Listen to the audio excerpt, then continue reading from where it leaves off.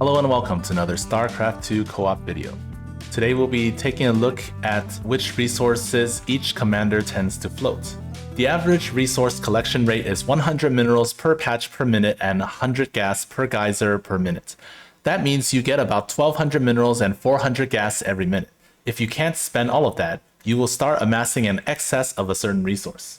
What can you do with this information? In duels, you can give away resources that you don't need to your allies, who might be able to make better use of them. In solos, you can make fewer workers if you know you don't need a certain resource. Warning, do not steal your pub allies' resources without asking. That is a Pen 15 move. Only do so with allies you know or after you have asked for permission. If your commander tends to float minerals, you can use any extra gas you get. If your commander floats gas, then you really want extra minerals. So in a duel, if you don't need extra minerals, you can even destroy your own natural nexus and let your ally build one there. But do so before 15 minutes or so. After that, it's not really worth it. Also, just because your commander is gas hungry doesn't mean you should put 4 workers on certain gases right away. You should do that after full saturation. Let's start with Raynor. If you're going pure bio, you only need 2 gases. If you need to make a ton of firebats or marauders, then maybe 3. However, if you add Vikings or tanks like you should, then you will need 3 to 4 gases. If you're going mass tanks with factory units, you'll be spending all your resources. Any extra minerals will be used for spider mines and missile turrets. If you're going mass air, you'll float minerals, but you should make vultures and mines. Kerrigan floats minerals. Spend them on Lings or Static D. And since she has extra minerals, she can make a hatchery near her ally's gas if necessary. Artanis floats minerals, but he needs these for zealots or cyber cores. I don't recommend giving any resources to ally because he needs his zealots to be effective. Army Swann generally makes wraiths. You generally get 3 gases early on and then accumulate gas before you start massing wraiths. And when you start doing that, your economy can support about 7 wraiths at a time. You don't really have spare minerals for gas drones. If you're going full IDEF, you'll only really need 1 gas. 2 if you want to get upgrades slightly faster. 3 if you're getting tanks, which you should. And if your ally asks you for gas drones, you should make sure or demand that he carry you for the next few minutes because you're gonna set yourself back to provide those drones, that you won't even use, by the way. Zagara can use all her resources to replace her army. I don't recommend giving your resources to your ally because you'll need everything you can get.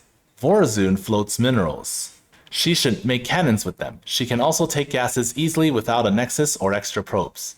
Army Karax floats minerals. Make zealots.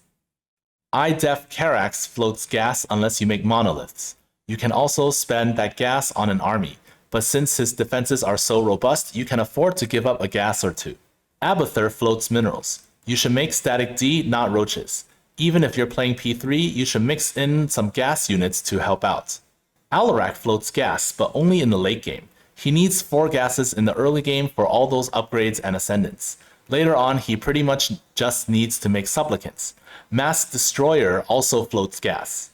Nova non-P1 doesn't float resources. Extra minerals can be used for airstrikes. Nova P1 Barracks first only needs 2 to 3 gases, but you should get the 4th anyway in case you need to make some tanks or liberators. Nova P1 Factory or Starport floats minerals, especially Starport. Spend these on airstrikes, eBays, and or spider mines. Stukov P1 floats minerals. Make extra barracks. Stukov P3 full infantry only needs 1 gas. A 2nd gas helps you get upgrades faster. However, you should add tanks, queens, or liberators so you'll need all your geysers. Fenix floats gas. You need 4 gases early on to get upgrades, but only 2 to 3 in the late game. Dehaka floats minerals. Make primal worms with them. After maxing out with a large bank, sacrifice your expo. Han and Horner can use all their resources, although P2 tends to float more minerals due to having fewer galleons. Either way, you shouldn't give your resources to your ally because you might need to spend them to remax. Tychus doesn't really float resources. After you get all your gear and upgrades, you don't need gas anymore. However, it'll probably be too late for your ally to make use of the gases at that time. IDEF Zerat doesn't really need any gas. However, you should make some shield guards and abrogators against swarmy comps. Army Zerat can spend all his resources. Gas on army units, minerals on cannons. Stetmann floats gas, but only in the late game when you're massing Lings to max or remax. Mengsk floats gas in the mid to late game. You can probably survive with just 3 gases after 10 minutes. And that's it for this video. Like and subscribe if you're gas-starved. What do you do with your extra resources? Comment them down below.